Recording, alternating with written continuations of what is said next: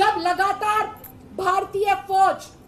पाकिस्तान अधिकृत कश्मीर की ओर बढ़ रही थी और हम जीत हासिल कर चुके थे, जब वो पाकिस्तान अधिकृत कश्मीर लगभग हमारा हो चुका था, ऐसे में अचानक से भारतीय जनता पार्टी केंद्र की सरकार सीज फायर का ऐलान कर देती है, सीज फायर की घोषणा कर देती है, बिना किसी समझौते के, बिना किसी पुख्ता जानकारी के, बिना किसी ऐलान के। और जब पाकिस्तान के साथ सीज फायर होता है तो हर एक भारतीय का सपना टूटता है, हर एक देशवासी का दिल दुखता है कि जब हमारी फौज अपना शौर्य दिखा रही थी, जब हमारी फौज अपना पराक्रम दिखा रही थी, जब हमारा एक एक सैनिक मां भारती पर अपना बलिदान देने के लिए तैयार था, तो ऐसे में मोदी जी ने सीज फायर क्यों किया? अचानक से हुआ सीज फायर संदेह की ओर ले जाता है। अचानक से सीज फायर की घोषणा बहुत सारे प्रश्न खड़ा करती है। सीज फायर के लिए कहा जाता है कि पाकिस्तान की ओर से गुहार लगाई गई है कि आप लोग बहुत हमला कर रहे हैं, पाकिस्तान का बहुत नुकसान हो रहा है, सीज फायर किया जाए। मैं पूछना चाहती हूँ केंद्र की सरकार से कि जब पहलगाम में नई नवेली दुल्हन का सिंदूर उसकी आंखों के सामने उजाड़ा जा रहा था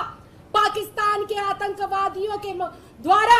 और जब वो मेरी बहन, हमारी देश की बेटी गुहार लगा रही थी, तो क्या तब वो आतंकवादी रुके थे? क्या उन आतंकवादियों ने हमारी बहन के सिंदूर को छोड़ा? नहीं छोड़ा, बल्कि एक नहीं दर्जनों बहनों के सिंदूर को उजाड़ा गया। ऐसे में मोदी जी ने बिना देश को बताए हुए, बिना सर्वदलीय बैठक करे हुए किस दबाव के अंदर सीज फायर किया? ये प्रश्न तो उठता है और उठता रहेगा। मुझे तो ऐसा लगता है कहीं मोदी जी डर तो नहीं गए,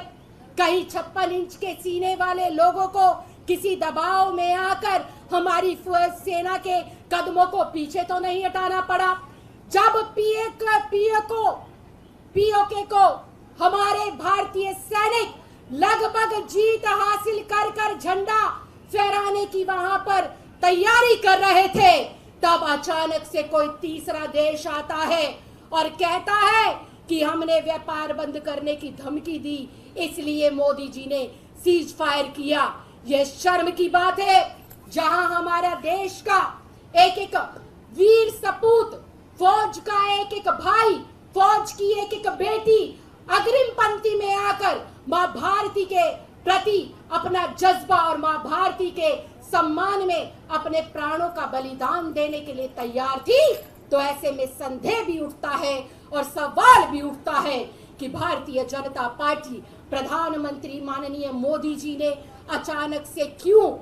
किसके कहने पर और किस दबाव में, बिना समझौते के, बिना माफी नामे के, बिना पाकिस्तान के साथ वार्तालाप के, किसी तीसरे देश के कहने पर जो है सीज फायर किया? ये हमारे समझौता जो तुम लोगों ने बिना किसी कारण, बिना दस्तावेज, बिना किसी पुख्ता जानकारी के अचानक से कुछ चंद लोगों के साथ बंद कमरे में बैठ के किया, ये अपमान है देश की फौज का भी और उन शहीदों का भी जिन्होंने शहादत दी मां भारती को बचाने के लिए और मां भारती के सम्मान में। बीते 78 सालों से भारतीय जनता पार्टी पानी पी पी कर कांग्रेस को कोसती आई। बीते 78 सालों में भारतीय जनता पार्टी का हर एक बड़ा नेता, हर एक छोटा नेता, गृह मंत्री, प्रधानमंत्री, चाहे रक्षा मंत्री हो, सब लोग कांग्रेस को पानी पी पी के कोसते आए कि अगर पाकिस्तान के ऊपर हमला करते वक्त 3 दिन और फायरिंग ना रोकी जाती, सीज फायर ना किया जाता कांग्रेस के युद्ध के 71 के युद्ध के दौरान, तो शायद आज पाकिस्तान अधिकृत कश्मीर हमारा होता। तो मोदी जी,